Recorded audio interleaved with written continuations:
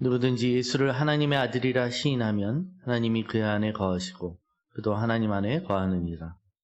하나님이 우리를 사랑하시는 사랑을 우리가 알고 믿었노니 하나님은 사랑이시라. 사랑 안에 거하는 자는 하나님 안에 거하고 하나님도 그의 안에 거하느니라. 할렐루야. 우리 하나님을 찬양하는 일이 선함이요 찬송하는 일이 아름답고 마땅하도다. 우리를 구원하신 하나님을 찬양합니다. 우리가 우리를 향한 하나님의 사랑 안에 온전히 거하게 하시고 그 사랑을 의지함으로 살아가게 하옵소서. 그래서 우리가 이 땅에서 살아갈 때 아버지의 사랑 안에서 우리의 믿음이 온전히 자라나게 하옵소서. 예수 그리스도 이름으로 기도합니다. 네. 자리에서 일어나서 사도신경으로 우리의 신앙을 고백하였습니다. 나는 전능하신 아버지 하나님 천지의 창조주를 믿습니다. 나는 그의 유일하신 아들 우리 주 예수 그리스도를 믿습니다. 그는 성령으로 잉태되어 동정녀와 마리아에게서 나시고 본디오 빌라도에게 권한을 받아 십자가에 못 박혀 죽으시고 장사된 지 사흘 만에 죽은 자 가운데서 다시 살아나셨으며 하늘에 오르셔 전능하신 아버지 하나님 우편에 앉아 계시다가 거기로부터 살아있는 자와 죽은 자를 심판하러 오십니다. 나는 성령을 믿으며 거룩한 공교회와 성도의 교제와 죄를 용서받는 것과 몸의 부활과 영생을 믿습니다. 네, 찬양하겠습니다.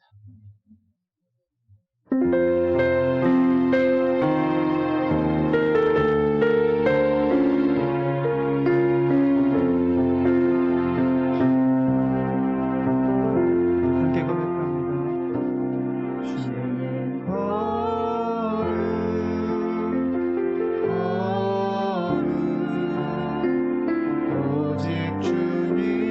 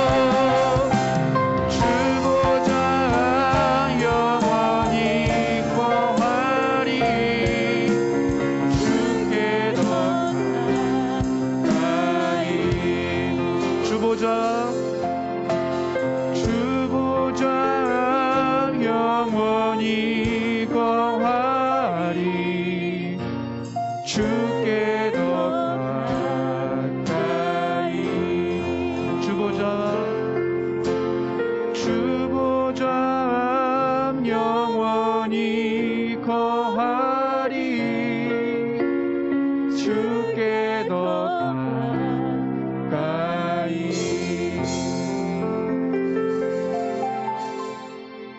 영원하시며 온 우주를 통치하시는 무한한 창조력을 지니신 절대주권자 하나님을 찬양합니다. 영원히 한결같은 사랑을 우리에게 신실하게 베푸시며 주님의 완전한 계획 가운데 우리의 삶을 인도하여 주셔서 감사드립니다. 하나님을 경외하기보다 죄를 사랑하며 살아간 모든 시간들을 주님 앞에 고백하며 회개합니다. 주님은 완전한 빛이시며 모든 어둠을 완전하게 제압하시는 분이심을 다시금 바라봅니다. 세상은 더욱 악해져 가지만 우리의 믿음은 더욱 정결해지고 더욱 그리스도를 닮기를 갈망합니다. 세상을 바라보던 것에서, 우리 자신을 바라보던 것에서 완전히 멈추어 하나님의 음성을 듣기를 원합니다. 우리가 본 것에 초점을 맞추며 살아가는 것이 아닌 오직 하나님께서 말씀하시는 바를 들으며 하나님에게서 들은 것으로 분별하는 지혜를 허락하여 주세요. 주님이 오심을 기억하며 다시 오실 것을 소망하는 대림절 기간입니다. 이 시간들 가운데 더욱 주님을 바라며 하나님께서 우리에게 주신 참된 기쁨이 우리 삶 가운데 완전히 되살아나는 시간 되게 해주세요. 우리의 영이 깨어 기도하게 하시고 주의 말씀으로 단단히 무장되게 하여 주세요. 하나님, 우리 세인교회에 참된 건의자로 세우시며 말씀을 선포하는 자로 부르심 받은 목사님을 위해 기도합니다. 매 순간 주님과 동행하며 더 깊고 큰 임재 가운데 주님을 경험하며 그 유익들을 하나님의 뜻에 따라 흘려보내게 하여 주세요. 목사님의 육체적 건강도 지켜주시고 그의 가정 또한 지켜주셔서 날마다 주님의 사랑과 은혜가 넘쳐 흐르게 해주세요. 교육부서를 섬기시는 세 분의 전도사님들에게도 지혜와 권능을 더하여 주셔서 말씀을 가르칠 때에 아이들의 마음에 하나님 나라의 가치가 깊이 심겨지기를 원합니다. 또 하나님의 사랑을 완전히 경험하여 아이들을 하나님의 마음으로 품고 바라보게 해주세요. 주일학교 선생님들에게도 동일한 마음 부어주셔서 더욱 아이들을 하나님의 시선과 마음으로 섬기게 해주시고 섬길 수 있음을 감사하며 기뻐하는 주의 종 되게 하여 주세요. 우리의 치료자 되시는 하나님을 바라봅니다. 세인의 아픈 교우들에게 주의 손길이 깊이 닿길 원합니다. 그들의 육체의 완전한 회복과 그들의 상한 심령을 위로하여 주시기를 간구합니다. 특별히 승민이를 기억하여 주셔서 그 누구보다 큰 사랑으로 승민이를 채워주시고 위로하여 주세요. 지금 이 시간 주님의 진리의 말씀이 선포되어질 때에 그 진리의 말씀에 순종하기를 결단합니다. 우리의 듣는 귀와 모든 생각을 보호하여 주셔서 온전하게 말씀을 듣고 기억하게 해주세요. 그래서 주님의 말씀만을 우리 삶에 주장하며 완전한 변화를 입어 나아가게 해주세요. 예배의 시작과 끝을 주님께 맡겨드립니다. 오직 주님만 영광 받아주세요. 우리를 자유케 하시며 더 깊은 주님과의 교제를 허락하실 줄을 믿으며 이 모든 말씀 예수님의 이름으로 기도합니다. 아멘.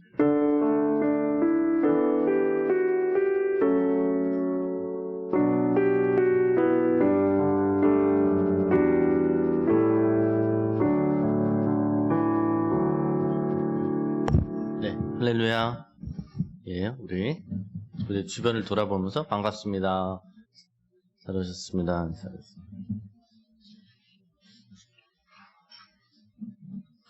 네, 다행히 2단계에서 더 이상 진행이 안 돼서 오늘까지는 우리 교인들 그래도 신청해서 이렇게 드릴 수 있는데 오늘 어떻게 발표가 날지 모르겠습니다. 좀 추후 공지를 보시면 좋겠고요. 나가실 때 저기 소금이라고요, 전사님? 소금. 우리 지난주죠? 우리 김태인 자매님 결혼한 답례로 성도님들께 소금을 준비했습니다. 되게 묵직하던데. 그래서 딱 예배 참석 인원만큼 수가 있습니다. 그래서 성인 한 분당 하나씩만 가져가시면 되겠습니다. 그렇죠? 네.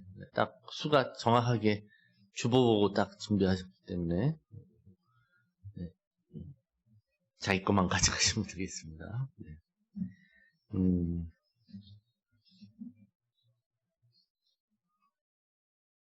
네, 교회학교 교사 모집합니다. 교회학교 교사 한 번도 안 해보신 분이면 좀 부담을 가지셔야 돼요. 교회학교 교사 헌신하셔야 됩니다. 안 그러면 우리 다음 세대에서 할 말이 없을 수 있습니다. 그러므로 여러분 꼭 교사로 한 번 하면 이제 몇십 년 해야 된다는 게 아니라 딱 여러분이 기도하셔서 내가 한 몇 년이라도 마음을 먹고 한 교사로 헌신하겠다. 군대 가듯이 한 3년 내가 교사로 하겠다. 그리고 나서 그 다음에 말뚝을 박을 건지는 그때가 생각하시면 되겠습니다. 그죠? 딱 그게 좋을 것 같아요. 한 3년 해보시고 계속 남을지 이렇게 하시면 좋을 것 같습니다. 네, 나머지는 주보로 참고하시면 되겠고요.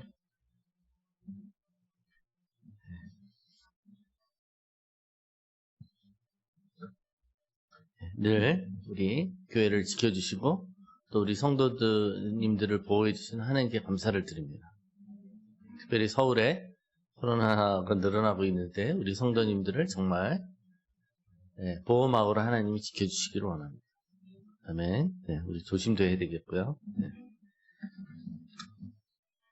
하나님께서 주시는 말씀 읽고 은혜를 나누겠습니다.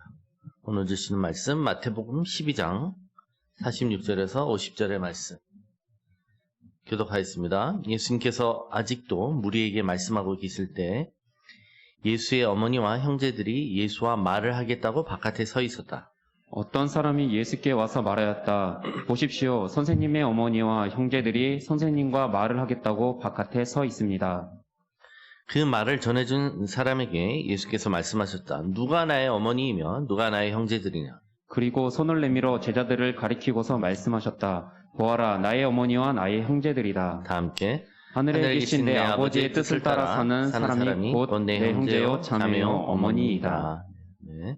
본문을 가지고 예수님의 가족이라는 제목으로 은혜를 나누겠습니다. 악명 높은 정과 17범의 조두순이 오는 다음 주에 출소한다라고 뉴스가 나오더군요. 그런데 하나 희한한 게 그분의 아내분은 그분을 기다리고 있다라고 보도가 되었습니다. 같이 카페를 할 계획이라고 하는 보도도 있었습니다. 제가 그걸 보면서 이런 생각했습니다. 이런 사람에게도 그 오랜 세월 동안 헤어지지 않고 돌아오기를 기다리는 가족이 있구나라는 생각입니다. 별로 좋지 않은 얘기긴 하지만 바로 그게 가족인 것이죠. 가족이란 바로 그런 거죠. 조두순도 그런 가족이 있었는데 예수님은 공생의 기간에 이런 가족으로부터의 지지와 격려를 받지 못하셨습니다. 그것이 바로 오늘 저와 여러분이 묵상할 내용입니다.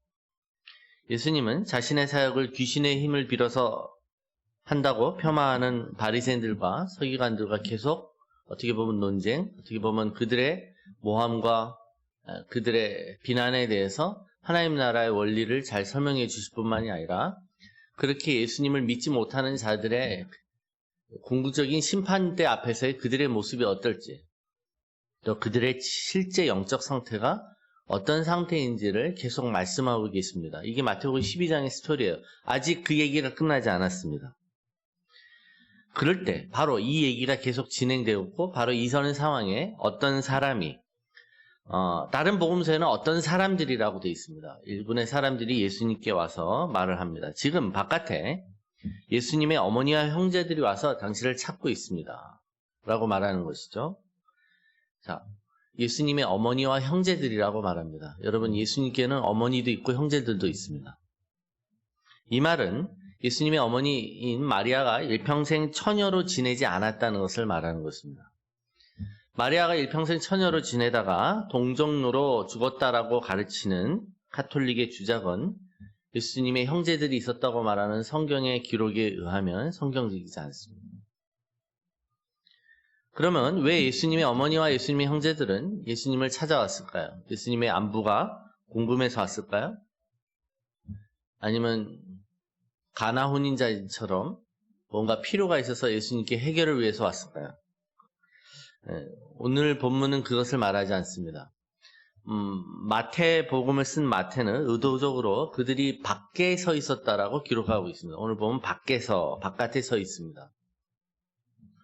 집 안에 예수님이 사람들과 얘기하고 있었고 집 바깥에 와서 불러내는 형국 같죠? 그래서 바깥에 서 있다라고 말하는 것 같지만 일부러 예수님의 형제들이 형제들과 어머니가 당신을 단순히 보러 왔다의 뜻이 아니라 여기 말을 하겠다고 바깥에 서 있습니다. 이 말을 하다라는 제툰테스는 제테오라는 단어 있죠. 우리 기도에 대해서 배울 때 이 단어와 같은 어근입니다. 즉 뭔가 의도를 갖고 청구하거나 의도를 갖고 찾아왔다는 거예요. 찾아온 의도가 있었다는 겁니다. 그 의도는 예수님에 대해서 듣는 소문에 의해서 가족들이 가만히 있을 수 없어서 찾아온 것입니다. 다름 아닌 우리 집의 장남인 예수님이 유대의 지도자인 바리새인들과 지금 대립하고 있고 계속 논쟁을 벌이고 있다는 것이 가족들에게도 들려진 것이죠. 가족들은 그것이 못내 불안합니다. 어떻게 해서든지 아들을 빼내고 싶은 것이죠. 말을 중단시켜 집으로 데리고 가려고 찾아온 것입니다. 계속 그렇게 바리새인들과 각을 세우지 말고 그냥 집으로 오라고 데려오기 위해서 찾아왔던 것이죠.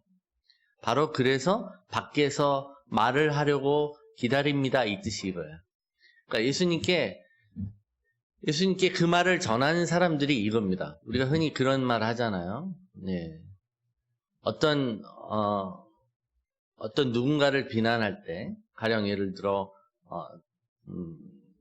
요새 뉴스 보면 이런 게 있더군요. 트럼프가, 어떤 걸 주장할 때, 트럼프 진영 내에서도 트럼프를 비판합니다.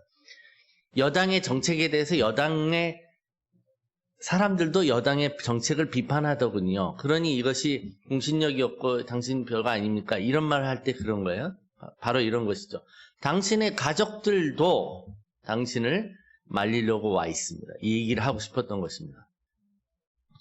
당시 예수님의 가족들이 예수님을 대하던 태도들은 다른 복음서에 더 잘 나와 있습니다. 요한복음 7장 3절부터 그 형제들이 예수께 이르되 당신이 행하는 일을 제자들도 보게 여기를 떠나 유대로 가소서 스스로 나타나기를 구하면서 묻혀서 일하는 사람이 없나니 이 일을 행하려 하거든 자신을 세상에 나타내소서 하니 이는 그 형제들까지도 예수를 믿지 아니함이로라.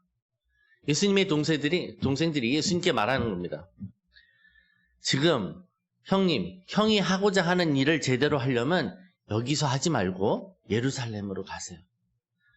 그걸 세상에 알리러 가면 왜 이 깡촌에서 이러고 계세요? 서울로 가세요. 서울로 가서 사람들 앞에 알리세요. 이 형을 믿어서 하는 소리가 아니라 무슨 말입니까? 형이 하는 일을 이렇게 조그만 데서 하지 말고 더 큰 무대에서 하십시오라고 형을 격려하는 말이 아니라 믿지 않아서 한 말이라고요. 이건 뭐냐면 형 때문에 우리 창피해서 못 살겠어요. 이런 짓을 하려면 우리 동네 말고 딴 데 가서 하세요. 제발 왜 여기서 그러세요? 우리 형님 때문에 창피해서 여기서 얼굴 들고 살 수가 없으니 제발 좀 딴 데 가서 하세요. 이 얘기하는 겁니다. 이 얘기. 예수님의 가족들은 예수님의 사역을 이해하지 못하고 오히려 끝내 부끄럽게 생각했습니다. 더군다나 예수님이 귀신 들렸다고 하는 소문까지 있었습니다. 그리고는 심지어 미쳤다고 생각한 것이죠. 마가복음 3장 20절. 예수의 친족들이 듣고 그를 붙들러 나오니, 붙들러 나왔습니다. 이는 그가 미쳤다 하밀러라. 그러니까 예수님의 가족과 친족들은 다 예수가 미쳤다고 생각한 것입니다. 왜 갑자기 멀쩡한 애가 30살이 넘더니 가족들하고 어머니 내팽개치고 나가 이단 교주가 되었는가? 혹세무민하며 종교 지도자들과 싸움을 벌이고 있습니다. 네, 그것에 대해서 매우 불안하고 탐탁치 않게 생각했던 것입니다. 여러분, 이 세상에서 자신을 가장 그래도 제대로 이해하고 또 위로해 줄 사람이 누구일까요? 그래서 바로 가족인 것입니다. 그러나 바로 예수님의 가족은 예수님을 그렇게 믿지 않았습니다. 정상이 아니라고 생각했습니다. 왜 그랬을까요?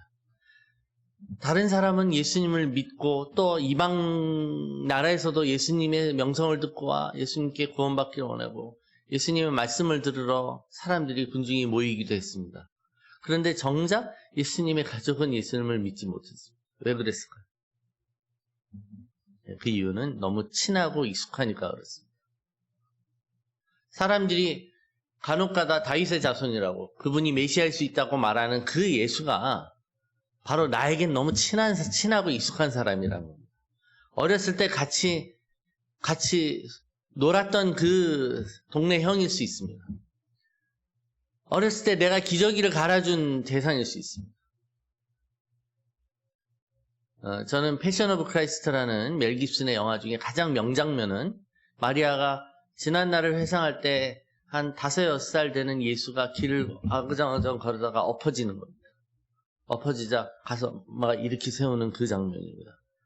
저는 그게 그 영화 중에 가장 멋진 장면이라 생각합니다. 인간 예수를 말하는 거기 때문에 그렇습니다. 하나님이 이 땅에 우리와 같은 육신을 입고 오셨다는 건 바로 그런 모습으로 오셨다는 것입니다. 저와 여러분하고 똑같이. 그런데 그걸 기억하는 분들이 있다는 거예요. 그걸 기억하는 사람 너무 익숙해진다는 것이죠. 어떤 것에 익숙해지고 친해지는 것이 꼭 좋은 것만은 아닐 경우가 있습니다. 특별히 상대방을 존경하고 순종해야 되는 사람들에게 그 상대방이 익숙하다는 것은 상대를 근거 없이 무시하거나 상대를 모르면서도 내가 저 사람에 대해서 다 알고 있다는 착각을 줄 수 있습니다. 예수님에 대해서 그런 것이죠. 그 집 아들 알아. 내가 그 집 목순의 요셉네 큰아들 알지? 근데 갑자기 요새 이상해졌대요.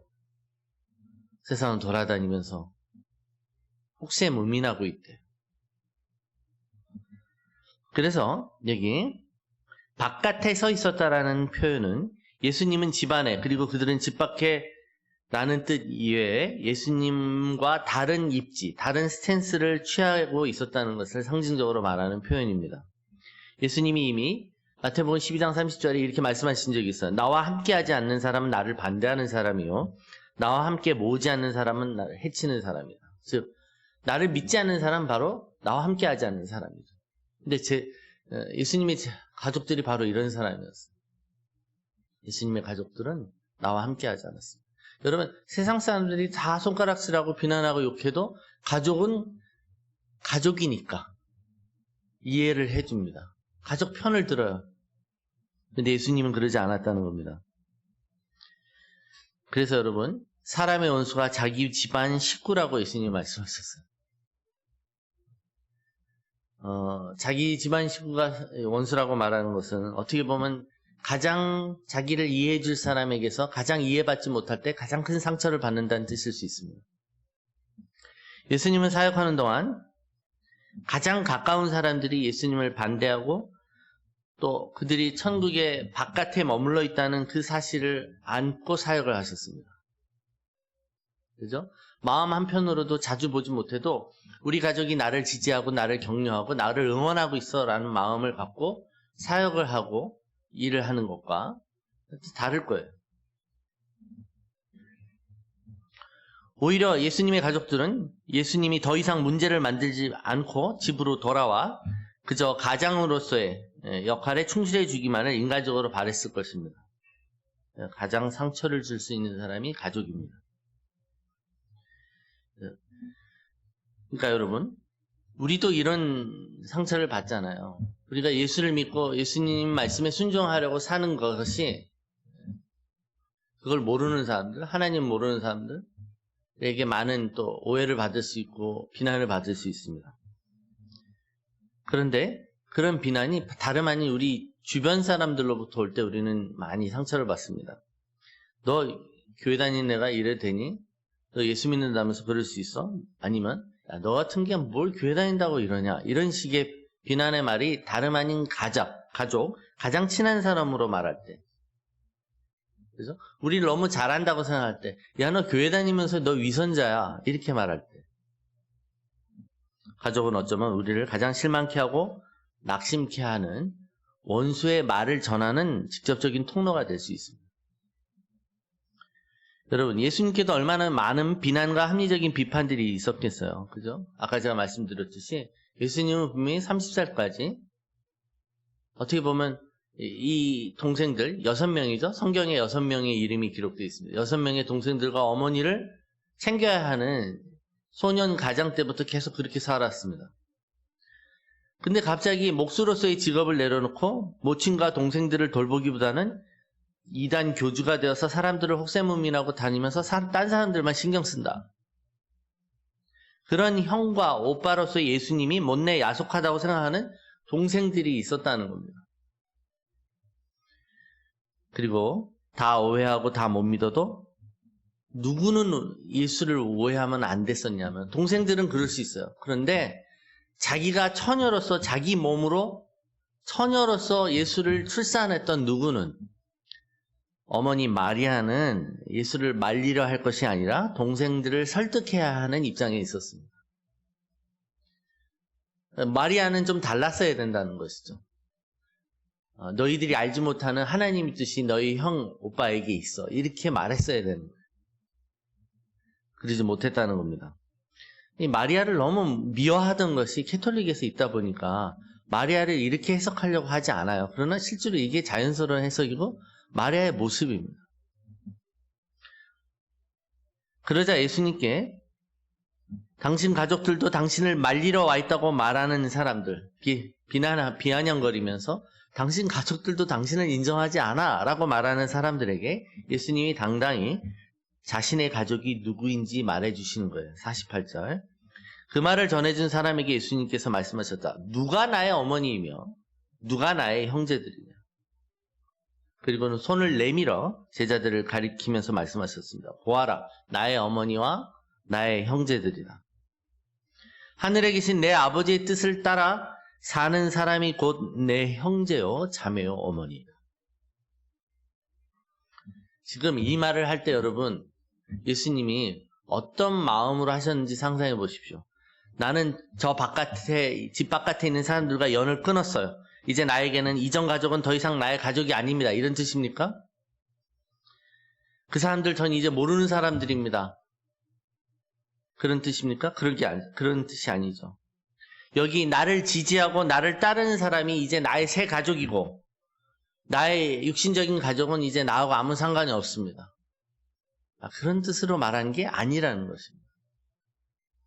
예수님은 분명히 자신의 육신의 가족에 대해서 굉장히 애정과 정성과 애착을 갖고 계셨어요.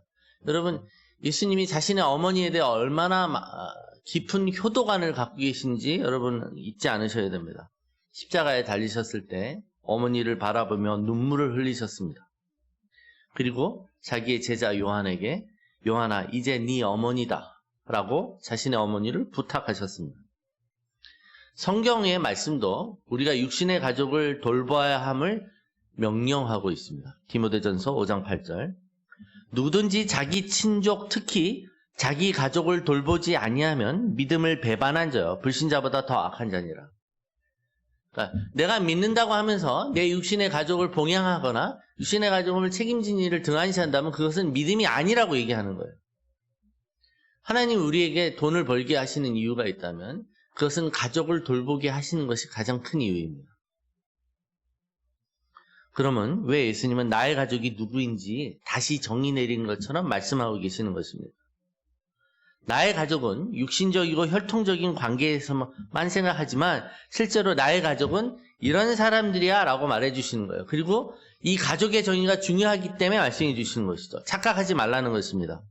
지금 예수님은 유대인들에게 자신들이 율법을 지키고 자신들의 하나님의 선민으로서 이 혈통적인 관계 속에 머무른다면 구원의 백성이 당연히 될 거라고 생각하고 착각하고 있고 율법을 지킴으로 자기의 의를 챙기고 있는 유대인들에게 계속 반박하신 거예요. 그래서 너희 유대인들이 너희가 혈통적으로 육신적으로 하나님의 백성이라고 생각하지만 실제로 아니라고 얘기하시는 거예요. 너희는 너희가 하나님의 가족이라 생각하지 하나님의 백성이라 생각하지 그게 아니라는 거죠. 그럼 어떤 사람이 하나님의 가족이 된다고 말하는 거예요? 예수님이 이 말을 처음 하신 게 아니에요. 마태복음 7장 21절. 나더러 주여 주여 하는 자마다 다 천국에 들어갈 것이 아니요 다만 하늘에 계신 내 아버지의 뜻대로 행하는 자라에 들어가리라. 누가 천국 백성이 될 수 있습니까? 유대인입니까? 율법을 지키는 자입니까? 아닙니다. 하나님의 뜻을 행하는 자라고 말하는 거예요. 하나님의 뜻을 행하는 게 율법을 행하는 거 아닙니까? 아니죠.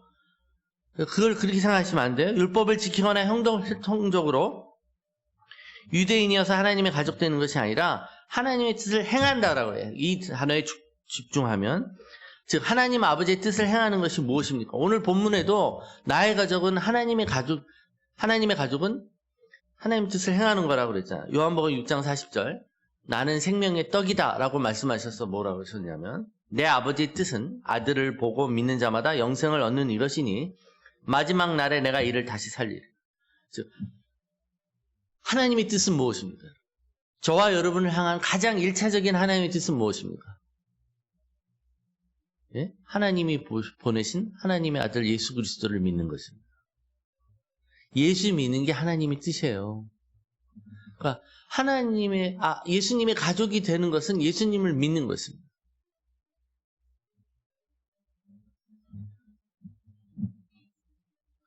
그래서 요한복음 1장 11절 영접하는 자 곧 그 이름을 믿는 자들에게는 하나님의 뭐가? 자녀가 되는 권세를 주셨습니다. 예수를 믿을 때 하나님 아버지를 아버지라고 부릅니다. 그죠? 13절 이는 혈통으로나 육정으로나 사람의 뜻으로 나지 아니하고 오직 하나님께로부터 난 자들입니다. 여러분 가족이란 개념은 어떻게 생기냐면 아버지가 같을 때 생깁니다. 그러니까 한 분 하나님을 우리가 아버지라고 부르면 그럼 우리끼리는 어떻게 되죠? 우리끼리는 촌수가 같아요. 우리는 다 형제 자매가 되는 것이죠. 우리는 한 아버지를 모시고 있습니다. 믿으십니까? 예. 그러니까 하나님 한 분을 아버지로 부르는 순간 우리는 다 형제 자매가 되는 것이에요. 인종이나 혈연 관계를 초월해서 영적으로 가족이 된다라고 말씀하십니다. 이게 성경에서 말하는 중요한 개념이에요. 그래서 우리가 서로를 부를 때 가장 근본적인 호칭이 뭐가 돼야 된다고 말씀드립니다. 형제, 자매입니다. 그래서 우리가 형제, 자매라고 부르는 걸 굉장히 기분 나빠하시면 안 돼요. 그거 외에는 없어요. 하나님과 하나님의 아들과 하나님의 딸들 그리고 그 아들, 딸들이 서로를 부르는 것입니다. 이 땅에서 부모와 자식의 관계도 어떻게 된다고요? 하늘나라에선 형제와 자매. 그래서 여러분 히브리서 2장 11절 거룩하게 하시는 이와 거룩하게 함을 입은 자들이 다 한 근원에서 난지라. 자, 거룩하게 하시는 분은 예수님이시고 거룩하게 함을 입은 자들은 저와 여러분입니다. 그분이 다 한 근원 안에서 난다. 자, 하나님 아버지를 모신다. 그러므로 형제라 부르시기를 부끄러워하지 아니하시고 그래서 예수님 우리를 형제라 부릅니다. 그래서 우리가 예수님을 맏형이라고 또 부르죠. 그죠? 그러니까 여러분 우리가 예수님을 하나님 아버지가 보내신 아들로서 보고 또 그분이 바로 성자 하나님이잖아요. 그래서 여러분 가족의 개념이에요. 성경의 모든 용어는 가족 용어예요. 가족 용어. 천국은 여러분 천국을 왜 집이라고 합니까? 성전을 왜 집이라고 하냐면 가족이 사는 집이 되는 거예요. 천국은 가족이 사는 곳이에요. 하나님 아버지를 한 분으로 모시는 가족들이 사는 곳이 천국입니다. 그래서 교회는 천국의 모형이고 하나님 아버지를 한 아버지로 두는 영적인 가족이 사는 공동체인 것입니다. 예수님은 반복해서 바리새인이 예수님을 거부함으로 하나님 나라의 백성이 되지 못한다는 것을 말하고 계시는 거예요. 가장 종교적이면서도 가장 그럴듯한 사람들이 여전히 하나님의 가족이 되기는커녕 못 되고 있다. 너희는 나의 가족이 아니다. 이 말을 하시는 거예요. 자, 그러니까 육체적으로 혈통으로는 메시아와 매우 연관되어 보이고 연관되어 있다고 자기 스스로 생각하면서도 여전히 하나님 나라의 가족이 되지 않는 것 역시 가능하다.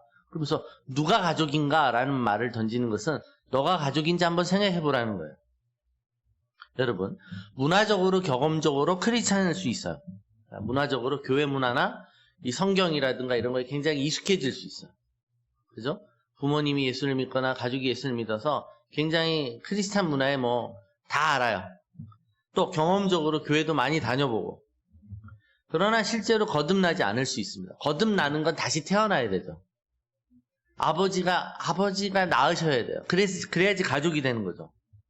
그러니까 많은 분들 중에 우리 집에 우리 사돈의 8촌 가운데 목사가 4-5명이에요. 이런 말도 하시는 분도 있습니다. 그리고 우리 집안의 대부분이 다 예수를 믿고 누구는 장로고 누구는 집사고. 그게 뭐가 중요합니까? 그게 우리 가족입니다고 말할 때 그러면 정말 그런 분들과 그 말을 하는 당신은 진짜 가족입니까? 라고 물어야 됩니다. 그런 분들과 당신은 정말 영적인 가족입니까? 라고 물어봐야 된다는 것이죠. 교회를 수십 년 다녀도 하나님과 가족이 아닐 수 있습니다. 이것처럼 비극이 없습니다. 여러분은 믿고 계십니까? 여러분 믿으세요? 하나님을 아버지로 모십니까? 그래서 우리가 다 같이 형제 자매들이라는 걸 믿으십니까? 여러분이 예수의 가족이 맞느냐라는 겁니다. 여기서 우리가 생각하는 게 좀 이렇게 이 스토리를 따라올 때 우리 마음 한편에 부담이 있잖아요. 예수님의 육적인 가족은 예수님의 영적 가족이 아닐 수 있지. 그렇죠? 그러면 하나님의 뜻을 행하려고 오신 예수님은 그럼 육신적인 가족들을 위해서 뭘 하셨을까요? 예수님 편에 서지 못하는 가족들을 위해서 뭘 하셨을까요? 우리가 그런 생각을 하잖아요. 아니 그렇게 바깥으로 돌지 말고 자기 부모하고 자기 동생들부터 전도하고 바깥에 나가야 되잖아. 내 가족도 전도 못하면서 내가 무슨 선교사가 되고 내가 뭘 전도하러 다니나 이럴 수 있지 않습니까? 예수님도 그런 거 아닙니까? 아니 이 질문 이전에 예수님이 그럼 자신의 가족들을 위해서 무엇을 하셔야만 했을까요? 예수님은 계속 하나님의 뜻을 행하셨습니다. 지금도 하나님의 뜻을 행하고 계셨고 앞으로도 예수님은 하나님의 뜻을 행하실 것입니다. 잠언 16장 7절입니다. 같이 읽겠습니다. 시작. 사람의 행위가 여호와를 기쁘게 하시하면 그 사람의 원수라도 그와 더불어 화목하게 하시느니라. 네, 여러분 원수가 가족 가운데 있을지라도 그 가족 가운데 있는 영적인 관계로서의 회복은 우리가 하나님의 뜻을 행할 때인 줄로 믿습니다. 예수님은 하나님의 뜻을 묵묵히 행하셨어요. 그러니까 여러분 우리가 하나님의 쓰임 받으면 받을수록 우리는 그냥 우리의 소임을 다하는 거라는 겁니다. 마음 같았으면 내가 가서 막 고쳐주고 싶고 사고방식도 뜯어 고쳐주고 싶고 빨리 끌어들이고 싶고 나와 같이 믿음 생활에 이렇게 같은 마음으로 같은 열정으로 살기를 원하잖아요. 근데 그게 되던가요? 네, 되지 않죠. 그렇죠?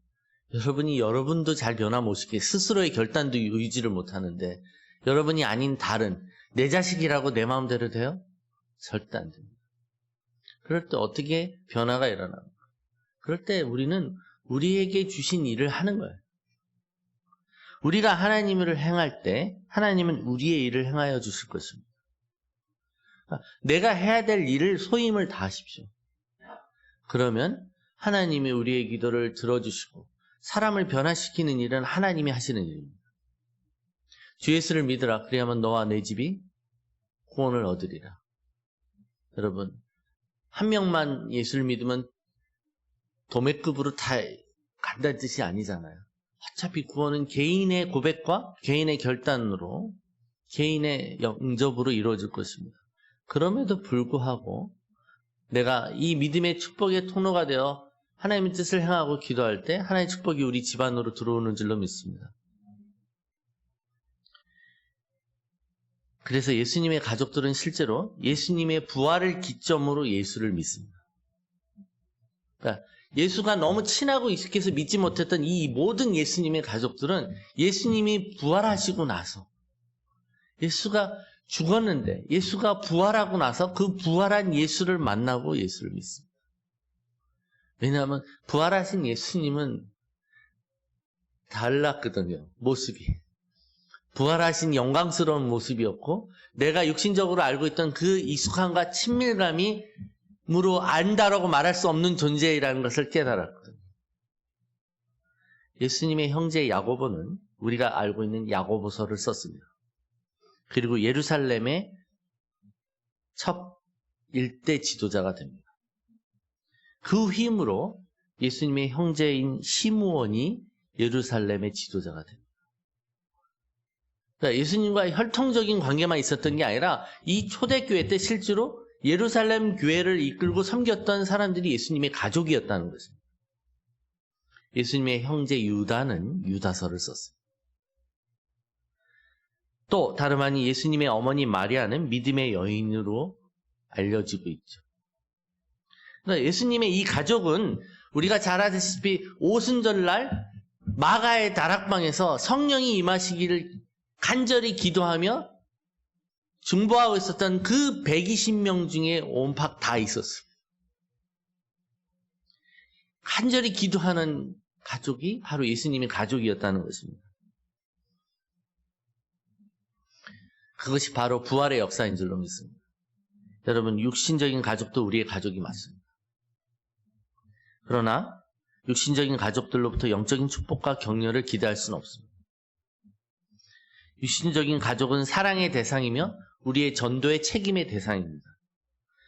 그들은 반드시 우리의 영적인 가족이 되어야만 합니다.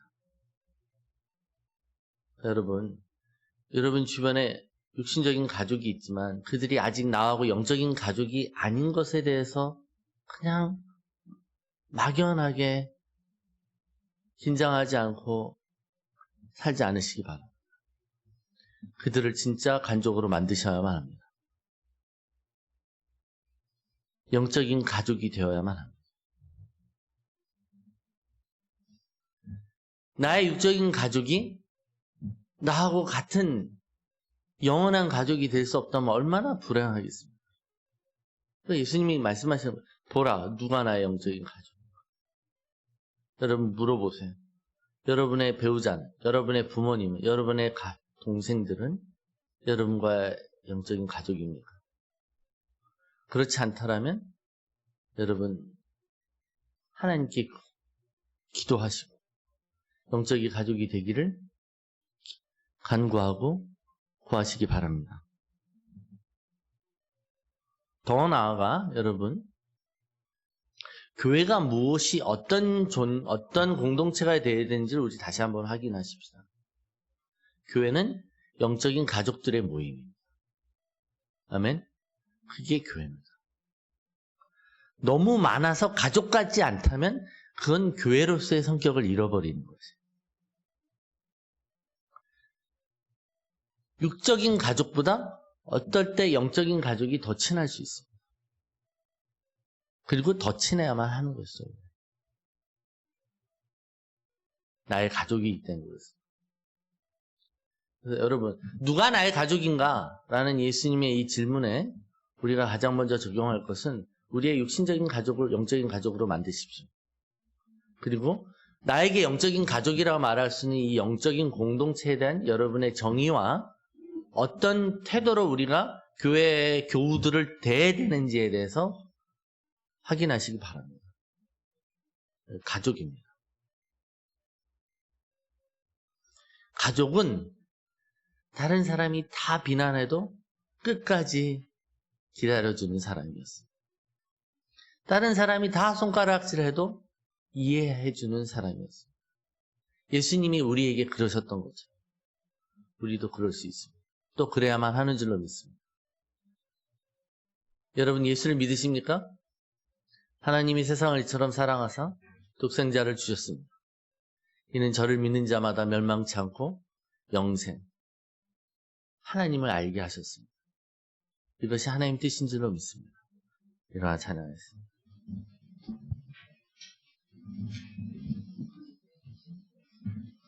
제가 설교 찬양을 늦게 골랐어요. 이 곡이 참 좋은데 이 스캇 브레너라는 분이 참 찬양을 기름 부으신 게 잘 지어요. 모든 곡들이 참 기름 부으심이 있습니다. 근데 전 이 노래가 특별히 더 좋아요. 근데 되게 좋은데 웅장해서 이걸 CD를 들었을 때 그 감각이 우리가 실제로 불었을 때 잘 안 나옵니다. 그러나 우리가 불었을 때 또 감격이 또 남다릅니다. 앞부분보다 뒷부분에 하나님이 세상을 이처럼 사랑하사 독생자를 주셨으니 요한복음 3장 16절을 후렴으로 부를 때 감격합니다. 그리고 끝에 난 믿네, 난 믿네, 난 믿습니다.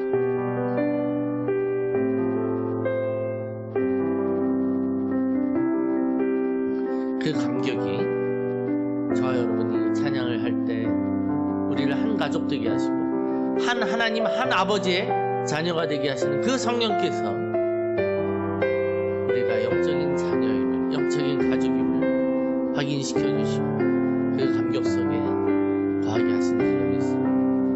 고백하면서 나가겠습니다.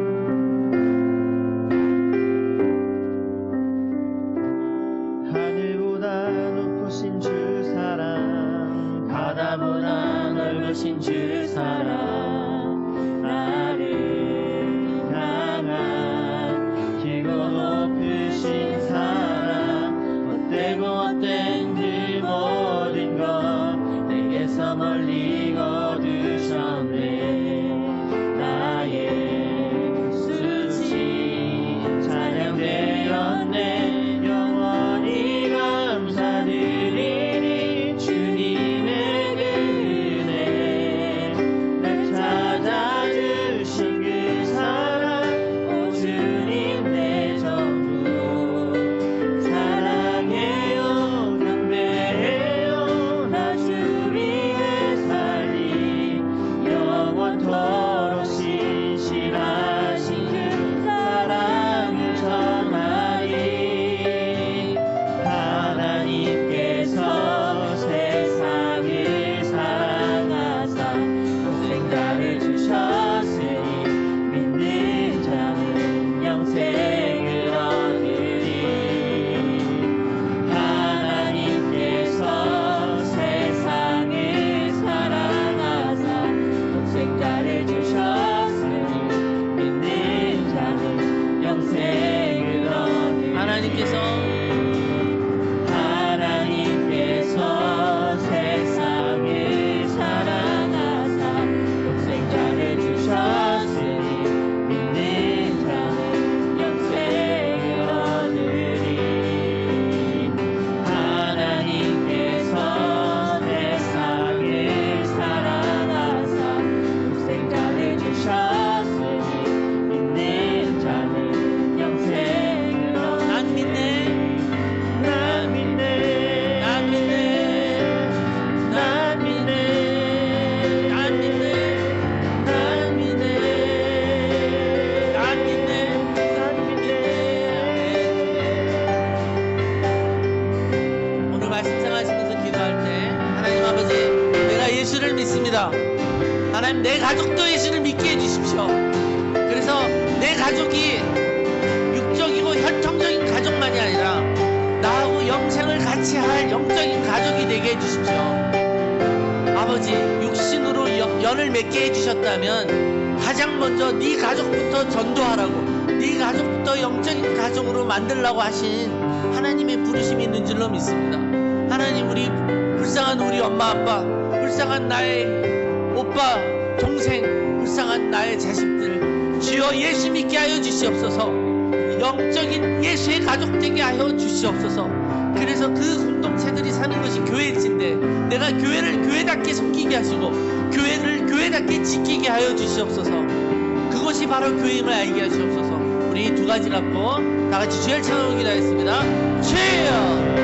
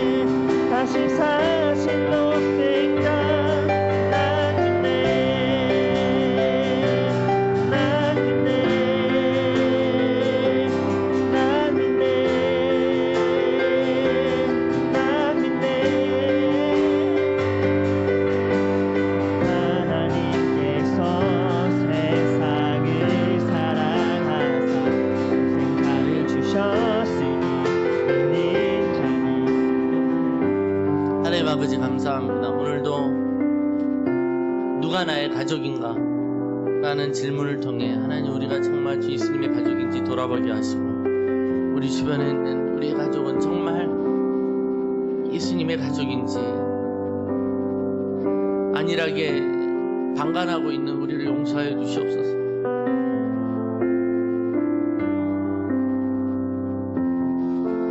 우리의 사랑하는 가족이 예수님의 가족이 되게 하여 주시옵소서. 아버지, 헤어지지 않게 하시고 믿음의 그 하나님의 천국에 들어갈 때 우리 가족이 다 같이 그곳에서 하나님의 보좌 앞에 찬양할 수 있게 하여 주시옵소서. 아버지, 또 그런 모임이 우리 교회가 되게 하시고 가족으로서의 영적인 본질을 지키며 우리가 하나님의 가족으로서의 교회를 이끌어가게 하고 가족으로서의 교회를 섬기게 하여 주시옵소서. 주님, 우리를 다스려 주십시오. 교회를 교회되게 해주십시오. 우리 가족을 하나님의 공동체가 되게 하여 주십시오.